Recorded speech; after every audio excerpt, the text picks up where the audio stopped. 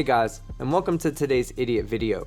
Today we are going to be discussing part 2 of Phuket Word's responses to Respect Your Intellect's video titled 20 Questions for Flat Earthers, One Video to Rule Them All.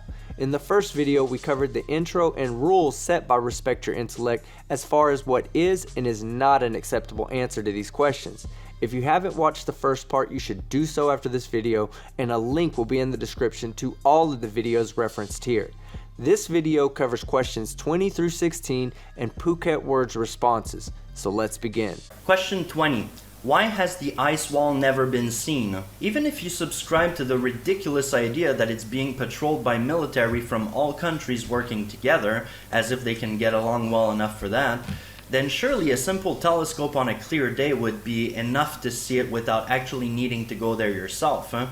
On the flat earth map, the southernmost parts of South America, South Africa, and Australia should be the closest and least obstructed.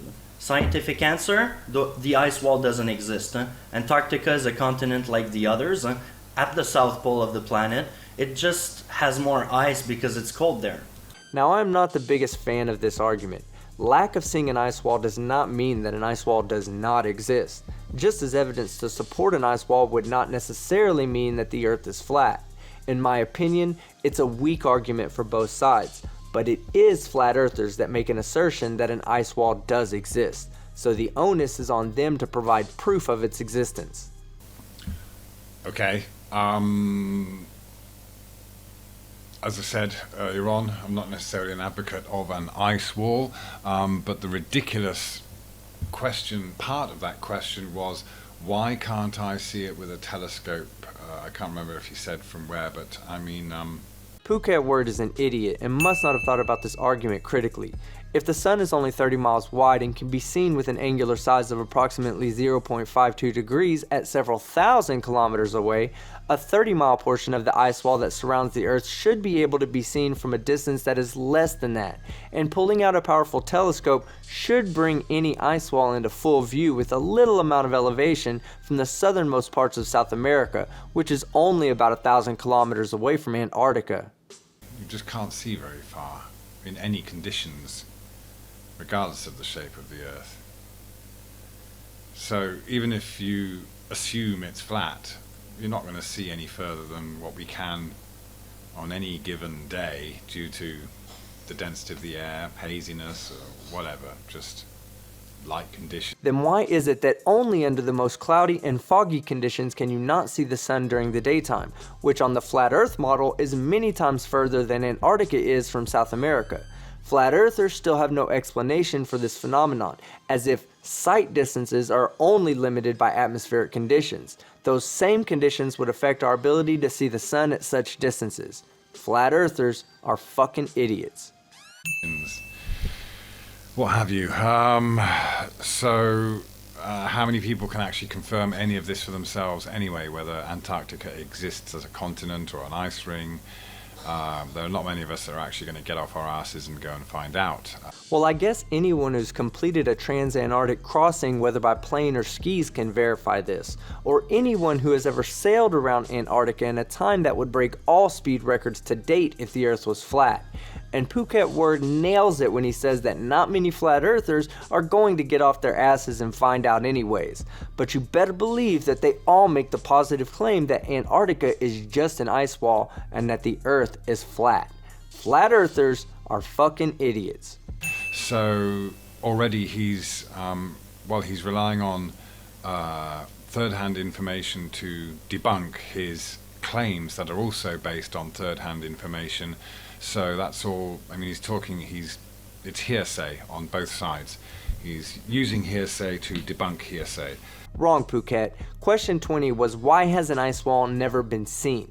He mentions the scientific consensus that Antarctica is a continent, but the actual question is, why hasn't any flat earther ever observed an actual ice wall and provided evidence to back that claim?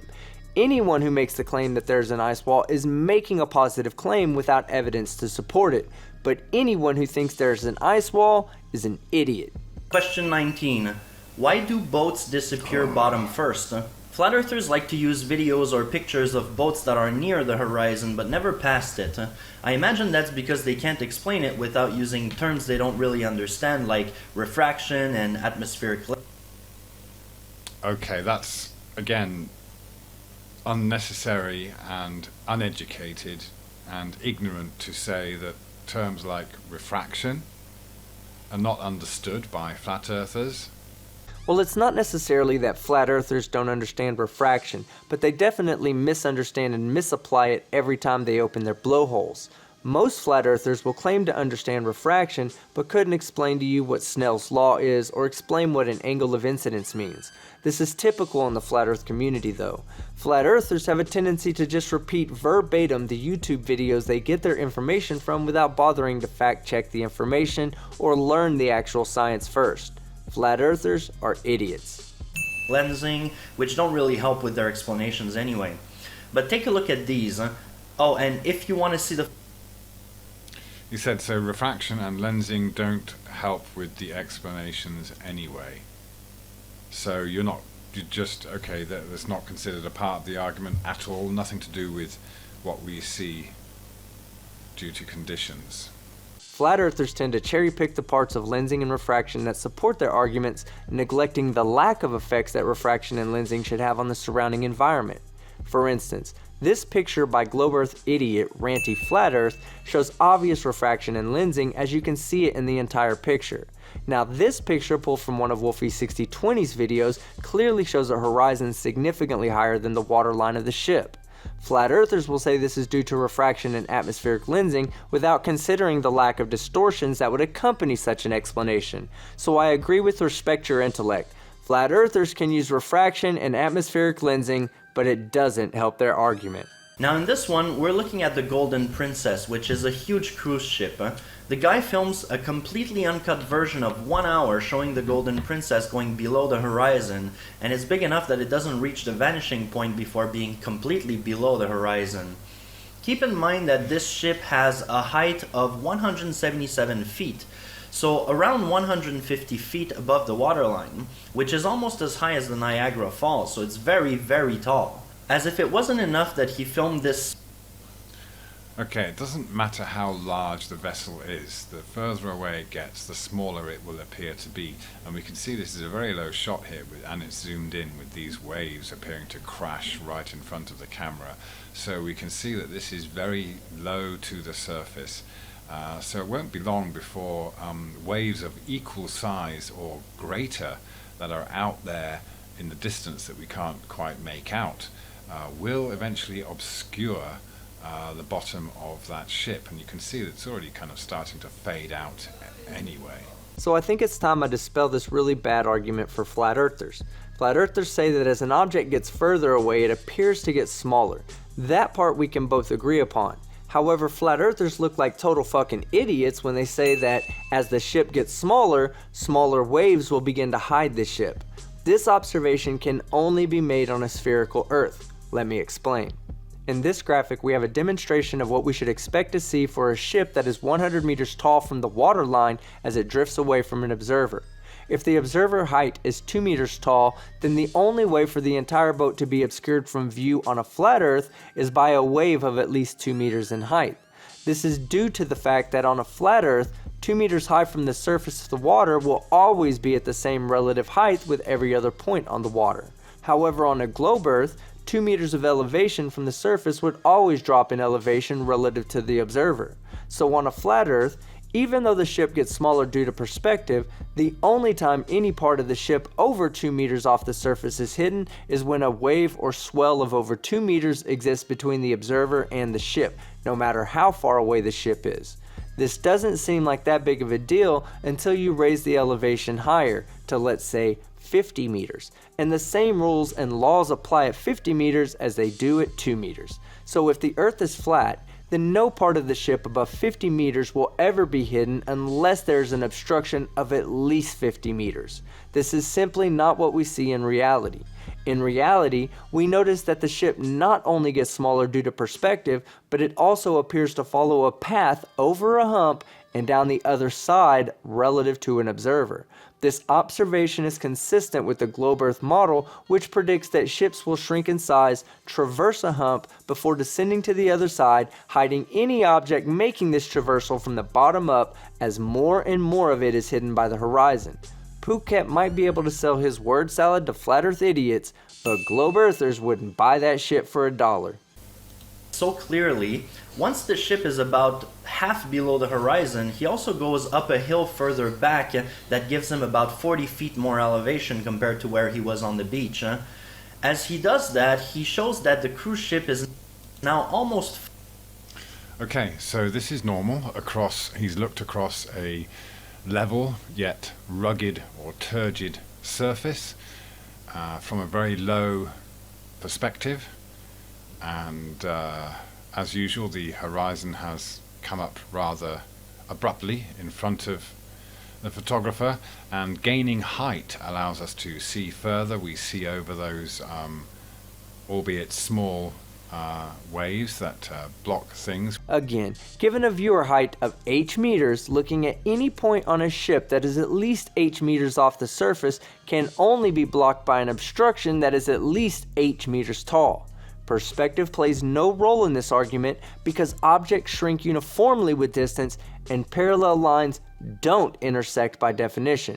You would think that with as much as flat earthers use perspective as a clutch in their belief system, they would take the time out to fully understand it. More evidence that flat earthers are fucking idiots. Question 18. How are lunar eclipses possible and always circular?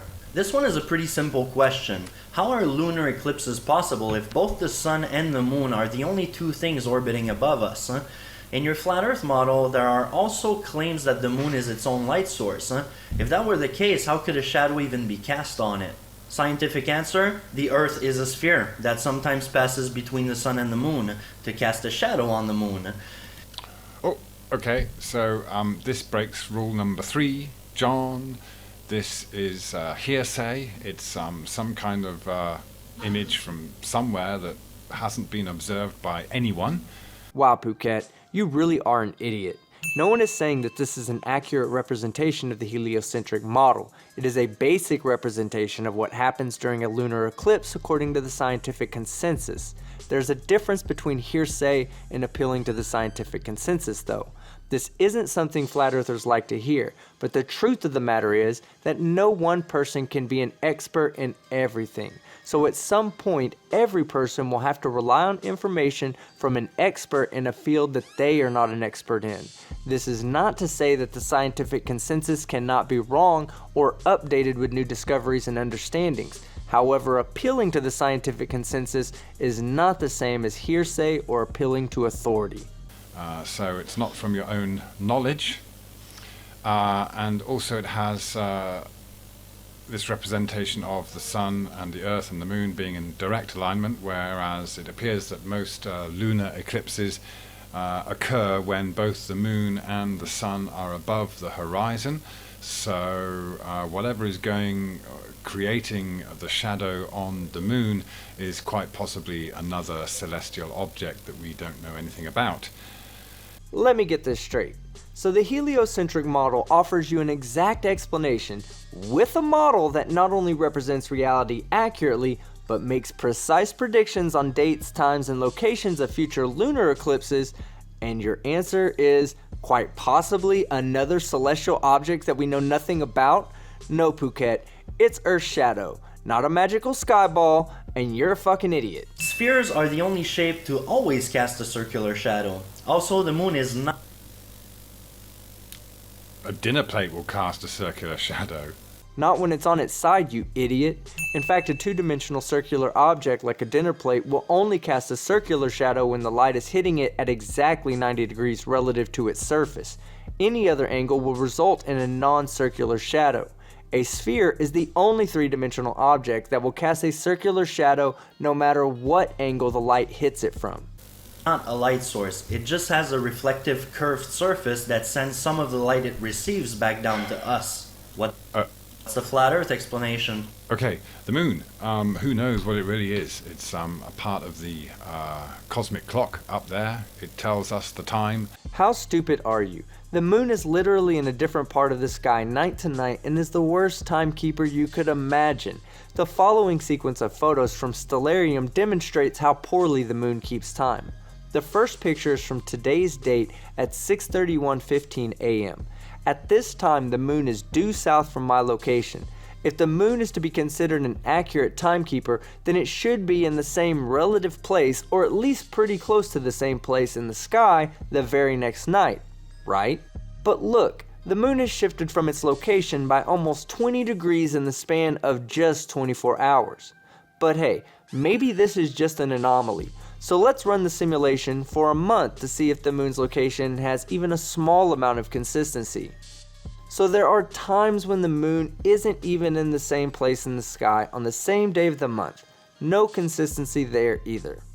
Let's stop our simulation 1 year from today. Just as I thought, the moon is not in the same spot either. This is because the moon does not follow a circuit overhead, but it orbits the sun with the earth. Who knows whether it's reflecting sunlight or doing a bit of both, producing its own light or light from a different source, or it's translucent. It's very difficult to say. No, it's not. It's not that difficult at all. Using spectroscopy, anyone can verify that the light coming from the moon originates from the same source as the light coming from the sun. Although we do see shadows and light that can be recreated or modeled with a concave moon. So that's worth looking into. Might sound ridiculous, but it doesn't sound that ridiculous, considering it's coming from a flat earther. The idea that the moon is concave presents so many problems though. The most obvious one being that as the moon gets further away from an observer, they would actually see less and less of the moon's face, as the outside of the concave moon would begin to get between the observer and the concave moon face. So no, Phuket, it's not worth looking into, you idiot. Question 17. How is Earth's magnetic field generated? Earth's magnetic field is what prevents our atmosphere from being stripped away by the charged particles we receive from the sun. Without it... Ooh. Okay, so he's claiming that it's the magnetic field that stops the atmosphere from escaping from the globe Earth, not gravity. Oh, Phuket, you are such an idiot, and I can't tell if you're trying to intentionally strawman the argument or if you're just really that stupid. Yes, gravity holds the atmosphere to the surface of the Earth, and the charged particles from the sun or solar wind is hitting the Earth's magnetic field with a lot of energy. Without the magnetic field of the Earth, the solar wind would smash into the atmosphere, stripping most of it, if not all of it, from the surface of the Earth, even with gravity present. Without it, the solar winds would strip away our ozone layer, which protects us from the sun's harmful ultraviolet radiation. Scientific... Okay, there's another presupposition there that ultraviolet light is bad for you. I think it's a pretty well established scientific fact that too much ultraviolet light from the sun is harmful to humans. Phuket, you are making this way too easy. Is there anything you are going to say that doesn't make you look like an idiot? Quite possibly. Fair enough. Moving on. Question 16. What keeps the sun and the moon from simply falling to Earth? If the sun and moon are just hovering above the clouds a few thousand miles, what's the force that keeps them afloat there? Scientific answer? The sun and moon are not just above us. The moon orbits the Earth at 384,000... Okay, just to point out, this is hearsay, so no one's actually measured the distance to the sun and the alleged Earth. Yes we have. You idiots just won't accept it. We have been measuring the distance to the sun since the days of Eratosthenes. His measurements of distance to the sun have been contested as a misinterpretation of his calculations, but it is quite possible that he was pretty accurate in his measurements. Cassini, however, is the first person to have accurately calculated the distance from the Earth to the sun using two observers and simultaneous measurements of Mars's parallax.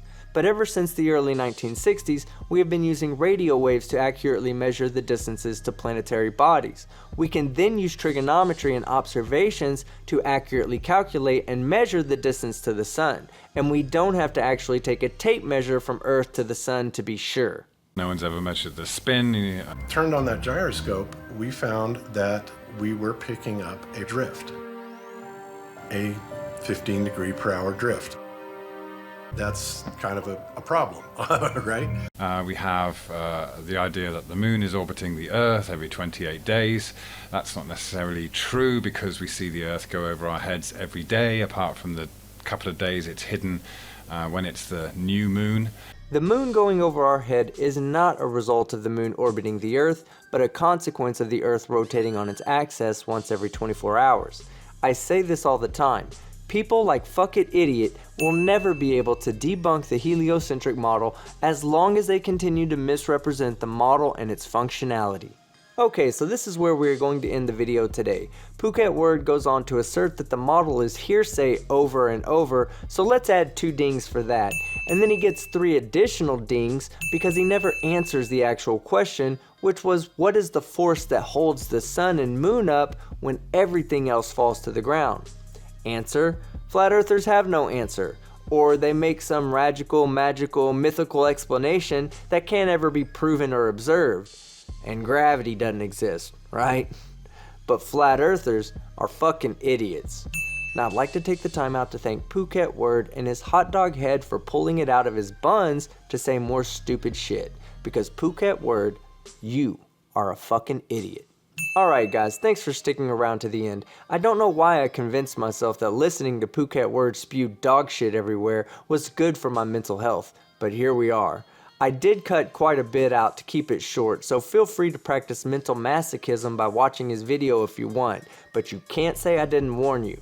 Be sure to smash the like button, subscribe if you haven't already, and click that little dinger to stay informed with our content. And if my video touches you where no one but your loved ones should be touching, consider becoming a patron or member of the channel to show your support. Questions 15 through 11 coming soon. I'm Father Skeptic, and I'm out.